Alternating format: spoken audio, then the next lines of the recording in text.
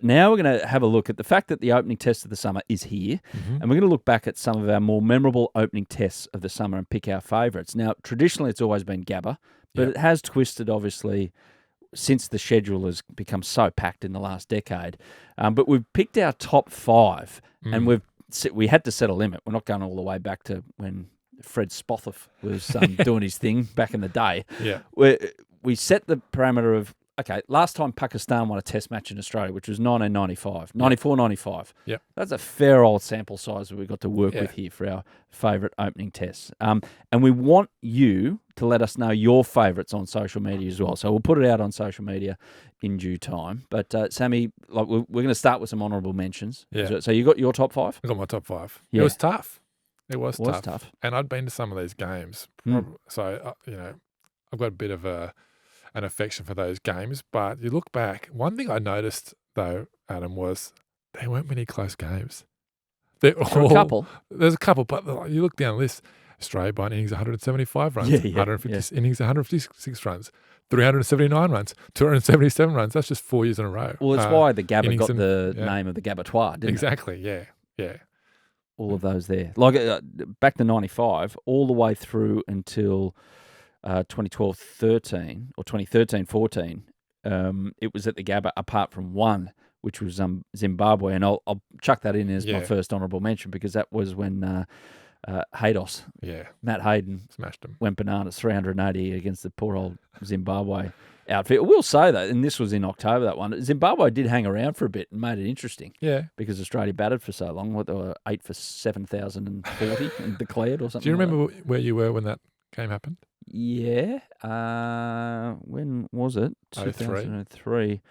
Was a Rugby World Cup going on at that time? It was October, so it could have been. 2003. I remember seeing it and then dipping in and out of it, and then you hear, oh, he's getting close. Yeah. I was like, okay, yeah. And then I'll switch over. Yeah, I remember him just crushing balls for fun down the hill, down the ground at the whack of the short boundary there. Yeah. He was just monstering. I reckon I went and watched Godzilla at the movies.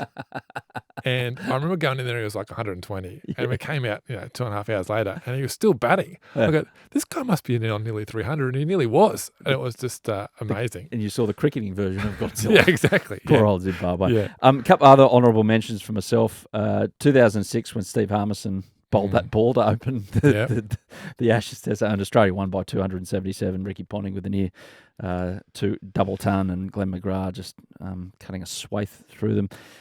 Also, India in 2020. India's going to going to feature a couple of times on my, so I couldn't fit this one in. But when they were bowled out for 36 at Adelaide Oval, Australia won by 8 wickets in the pink ball test. Yeah, and didn't win the series. I know. That was that series. Yeah, Kohli left. That was the only game he played in the series. Kohli left. And they came back and won. Josh Hazelwood 5 for 8 in that game. And they came back and won the series with their almost second 11. Yeah. As well, up at the Gabba with Rishabh Pant's amazing innings. But yeah, that one gets an honourable mention. Some of your mentions? Well, I've actually got the last few mentioned are actually in my top 5. So that's quite interesting. That just shows there's a lot to pick from. 2010-11, it was a draw at the Gabba, the first game of the Ashes series there. It was a Peter Siddle hat-trick. That's right. I was actually at that game, and I reckon I missed 15 overs of the entire series. I went to every game of every game of that series, and of those 15 overs, it was Peter Siddle's hat trick. That was about the only bright spot for Australia in that whole series. That was the one where Alistair Cook scored a million runs. Odd runs, yeah. They were 1 for 517 in reply. It was nuts. 1 for 517. The Barmy Army was going ballistic. I bet they were. That would have been the best Barmy Army tour to be on, you reckon? It was great. At the end of it, you wanted to be part of it because that was the last time they won. So that was an honourable mention for me. There's heaps. The 2019 South Africa game, what have I got? I've got my years mixed up. 2016, sorry. They played at the Wacker to start the summer, and Australia were in real control, and Dale Steyn got hurt. But then South Africa fought back. Elgar got 100. JP Dermody continued his good run against Australia. Rabada took 5 wickets in the second innings, and Australia lost the series, and that was like the start of the big turnover of Australian cricket because they'd lost in Sri Lanka. Yep. They lose the first 2 tests of that series, lose the series, go to Hobart, get rolled for 85, lose, and then the day-night tests in 2016 is when they brought in Hanscom, Renshaw, Jackson Bird came in the team, Nick Madsen debuted, Pete Neville out, Matt Wade in. So it was kind of the start of that, the sort of Steve Smith era of captaincy. So that was just a great test match. Australia lost it, but it was a great test. Well, let's go through the top 5, shall we? Yeah, let's do it. Are you in order? Yeah, I'll go You've 5 down to 1? Yeah. Let's do that. Yeah. Okay. And again, let us know on social media if we've got this horribly wrong and your favourite memory. And we want the memories where maybe there's something extra, a bit of significance, personal significance to it as well, something you took out of it. It can be as bogan as having a bet on someone to score a ton, or it can be something beautiful like, I remember I went and watched someone score a ton and I got that excited that I decided there and then that I was going to propose to my partner or something like that. So give us something like that if you can. Best story, please. That'd be great. Best stories. Number 5 for me, I'm going to go back to 96. Year I finished school, actually. Wow. I forgot, but listeners should know that you are considerably older than me, so you've got a better memory of those. Well, I only put this in because West Indies have been a rabble pretty much ever since. But this series they come out with, they still had Ian Bishop, Curtly Ambrose, Courtney Walsh, part of their attack. And I put this in, Australia won by 123 runs because it felt like it was the beginning of then, like a couple of years later, it becomes the Steve Waugh side and we start winning test matches 16 on the bounce. Yeah. But then it was like in and out of form kind of, we had Warney developing. But Ian Healy, I want to give him a mention. Yeah. He scored a couple of tons in the first test of the summer. And I reckon because Gilly came after him, he is totally underestimated. Not as a gloveman, especially with the people in the know, but as a batter. 161 not out in that particular game. So that's my number 5. Definitely underrated. Great test match. And you're right about the bowling attack. It wasn't Courtney Walsh who had to bowl the ball in from the boundary because his shoulder was cooked. He was still bowling pretty well at that point. So, amazing attack. And, Ian Healy certainly underrated as a batter. I mean, Rod Marsh was kind of the pioneer of Aussie Test wicketkeeper batters. And then it was certainly Ian Healy. And then you're right. Actually, that 99 test match was probably another honourable mention when Gilly debuted and got 80 pretty quick time. Warner got 86. And we were talking about a farewell test with Dave Warner. Ian Healy didn't get a farewell test at his home ground. That would have been a nice way to sign off. Yeah, exactly. But didn't happen. Number 5 for me was, again, not the greatest test match, but it was 2004 because this was the day that Test cricket died when Glenn McGrath and Jason Gillespie put on 114 for the 10th wicket. Dizzy's riding the bat. Glenn McGrath gets 50. Right. He's hitting Dan Vittori for 6s. Oh, man. Also in that game. We felt so bad for Dan Vittori, we employed him in Australia. Exactly. Michael Clarke in his first test match on Australian soil scores 100. Gilly gets 100 as well. But just for that partnership, I remember everyone talking about it. It's just great to hear those two talk about it. That one will forever stick in my mind. And the great vision of Punter and Gilly watching on from the viewing room with their gabba, like astonished by what was happening. That's my number 5. Test cricket died. Number 4, I'll go 10 years ago, pretty much. Not to the day, but it was a little bit before. But Australia crushing England by 381. And it has significance because it set up what was to come throughout the whole series, and it was just a complete obliteration. Our mate Hads, poor old Hads, 94, Warner and Clark, ton up, Johnson, sign of things to come, and Michael Clarke advising James Anderson to maybe wear an arm guard as well. So, that was a complete and utter humiliation. And as mentioned, it flowed on for the 4 test matches to follow. So that was my number 4. Good pick. Number 4 for me was 2020. You mentioned it earlier about India getting rolled for 36. Yep. That was the last test match I worked for at Cricket Australia, like actually being there. And such was the game. It was COVID, so you got to remember that as well. Oh, everyone walking around with freaking, the full... hazmat suits. And everything. It was full on, had to get your temperature checked twice a day. Like it was massive. Everyone had to be spaced out, so there was no spot for poor old CA Journo Sam. I was actually watching the game from the Port Power dressing rooms. What? There are no windows, so I watched most of the game on a TV. You went to Adelaide? Yeah, and watched it in the Port Power. Game. Yeah. To go to the game? And because we were in the bubble, I wasn't allowed to sit with other media. I was in like the team bubble, so I had to go and be isolated. Couldn't they put you up at the top of the grandstand or something like that so you can actually watch it? Up on the roof? Should have done. I would have a better view. But you could hear, because there's a delay on the TV, when that procession of wickets started in the second innings, you're like, there's going to be another one here. Yeah. Like, it can't be another one. So then I had to go out in the play race and outdoors, and it was okay, and watch it all unfold. But I remember speaking to Josh Hazelwood afterward, and apparently he was counting his wickets compared to runs. He was like going, yep, 4 for 3, boys.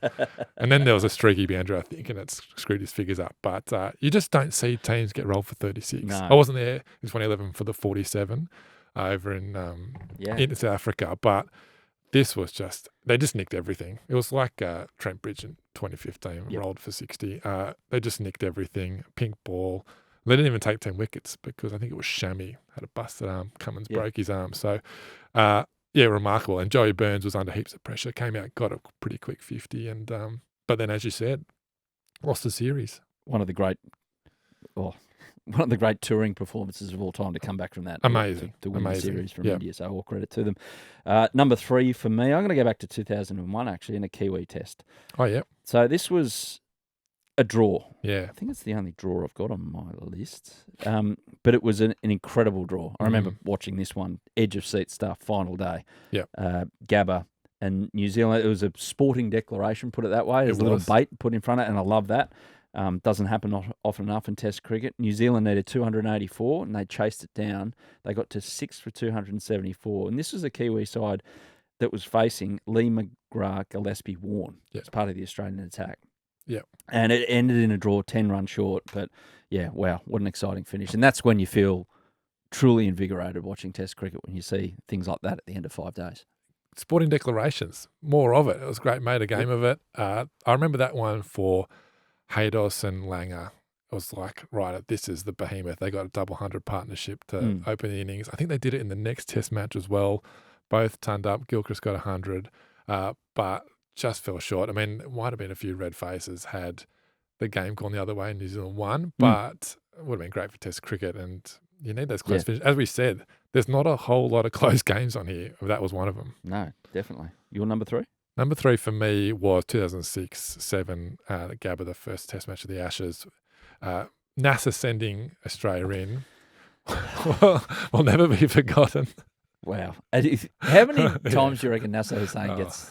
We've got to get him on this podcast. I love his commentary. He's the best, How many... I wonder how many times... Every time an Ashes comes around in Australia, he gets mentioned. I reckon almost every second or third time Ricky Ponting sees him. Far out. Just that, and then, Hayden coming out and they're getting 197 and then getting 103. But what really sticks in my mind, I was on the opening day with Simon Jones, his injury. Oh, in the outfield. Yeah, sliding and his knee got caught, and that was him for that. And we saw what an impact he had in 2005. That series might have been completely different had Jones not get injured. Yeah. But he did. Australia went on, smashed them 5-0 in the revenge series from 2005. Yep.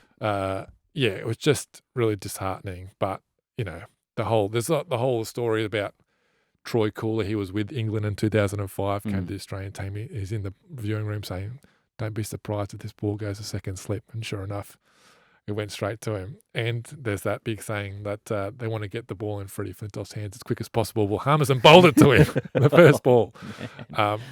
Great test match, just dominance, but the Jones injury and that toss result stick in my mind forever. Number 2, I've gone back to Adelaide Oval, back to an Australia-India contest. And yes, India fans, I'm going to mention this one. You win by 31 runs again. Yeah. Like I'm basing my top 3 or 4 on ones that go down to the last hour on the last day, and this one did as well. It was a really close finish. India by 31 runs. Pujara 123. Nathan Lyon did everything he could. Took a 6 for. Nearly won it with the bat for Australia after the top and middle order didn't do much. Yeah. But in the end, India got it by 31 runs. Great test match. Great test match. I think the last 3 or 4 Australian wickets in that run chase put on 30 each. Yeah. Just getting a little bit closer to the target, but couldn't quite get there in the end. That Pujara innings, one of the great innings, but the run out, I think it was at the end of the first day or second day, where Cummins has fielded it at mid-on and jumped mid-air and slung it underneath him and hit the top of the bails. Just one of the great runners. Not respected enough. One of the great run-outs. But any foreign win often takes a lot, and that one everything clicked for India, and it was a great result. Number 2 for you? Number 2 was 13-14 Ashes at the Gabba. I was there again, and I was next to the England player race when Mitch Johnson went Burko. Oh, no. So the procession of England batters walking out and walking back in, it was something I've never experienced. And just the vacant, numb looks on the England batters as they walked back into the dressing room. They did not want to be there, and the crowd was heaving. It was giving it to them. It was that real gladiatorial amphitheater kind of stuff, and you just don't forget that kind of stuff. It was awesome. And then the whole broken fucking arm thing at the end. Yeah. The theatre of it, and we've had Shane Watson talk about it and Chris Rogers talk about it, how you could feel the whole country was behind that team. Yep. Basically from that test match, everyone was around them, and everyone was behind Michael Clarke, who is a divisive character and a captain, but it felt like he was just going to stand in front of England and say, you know what, you want to have a go at us? Bring it on. It was awesome. Number 1, I think we share. We've got the same one, don't we? Yeah. India, 2014, Adelaide Oval, Australia win it. An amazing test match. Yeah. So 2 of the best batters of the modern era, David Warner, Virat Kohli, not only score a century each, but score 2 centuries each. Yeah. Nathan Lyon, 12 wickets, and like trying to bowl Australia to victory on the last day. Steve Smith chimed in with a ton as well, and Michael Clarke. But it was more than that, wasn't it? Because it was 2 weeks after the passing of Phil Hughes. Yeah, just amazing. They got a game on, really. You could tell the players probably weren't in the right headspace to play, but well done to them, to the Indian team, to all the fans that came out. I mean, I don't advocate strong betting, but you could bet your house on Michael Clarke getting 100 in that game. His hamstring was nowhere near attached to his leg, but he still came out there and played an incredible innings, didn't bat in the second innings. As we said, Had's captained Australia to victory on that last day. But the emotion around it, having that 408 on the ground and the players walking over to it when they celebrated a milestone. And when they won the game, they ran over to it. Well, Had's took off. Yeah. Straight to that 408 that was on the ground. And there's an amazing photo about, it's probably about 8 hours later. I don't know if he was still in the ground filing at that time. I wasn't there then, yeah. They went out and had the team sung the. I don't know if they sung the team song. Hads can confirm this, and we'll talk to Hads about it when he gets back in. To talk about his favourite first test because he's played a few of them. Yeah.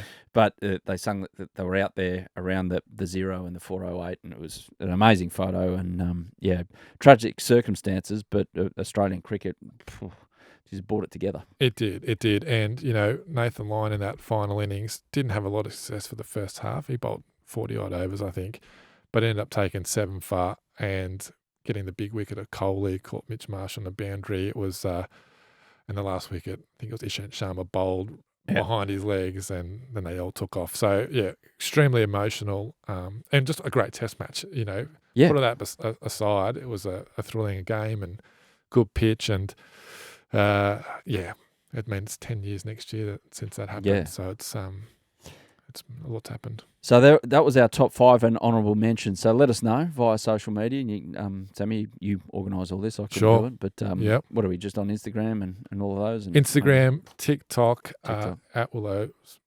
Podcast, Willow Podcast Cricket. Willow Talk. Willow Talk. That's Willow Talk. It's on the walls here. Sorry, I'm getting more confused.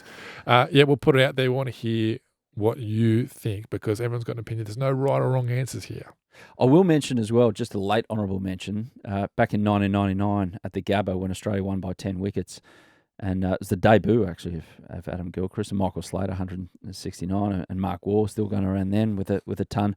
And Pakistan's 26 no balls in one of the innings. I'll just mention that.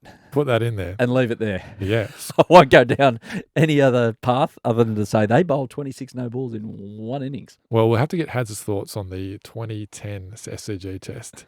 Bit happening in that game from memory. Scott Muller also debuted in that game of the can't bowl, can't throw fame. Well, they got to Hobart, and that's where it all went down, wasn't it? Because that was that test, wasn't it? I saw the highlights of it one day. Where he said it. It was in Hobart, allegedly. Where someone said it. It was the Hobart test, but that was the one where Gillian, Justin Langer got a saying. But that's not a first test, so that's not included. That's the other thing. Talking about debuts, because you've got Gilchrist and Muller there. The Mm. 2011 game was the debuts of Pattinson, Stark, and Warner. So that's another significant first test of the summer. Beat New Zealand in that game. Then we went to Hobart and then lost. So, and Dave Warner scored his maiden ton. And When did Hazelwood? Sorry, we're going off track here. When did Hazelwood debut?